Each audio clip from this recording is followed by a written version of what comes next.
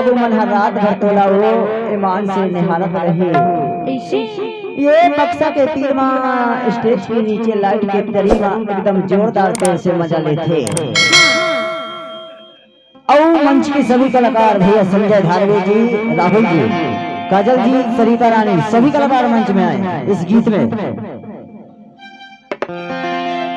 तो खर्च पर कितना तोला बतावा बताना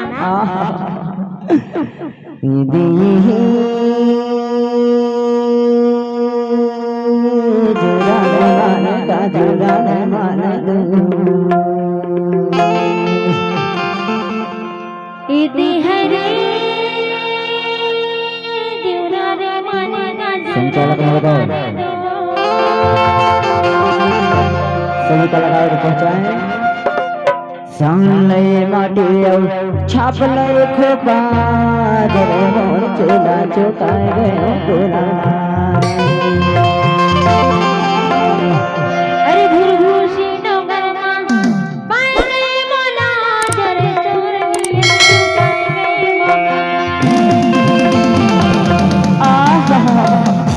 ये नहीं ईमान से अब तोर मीठ गुड़तुर जुबान भावे हो। अच्छा और वहाँ वहाँ के हो परिस्थिति की था इधे ही जोरा नहीं माने का जोरा नहीं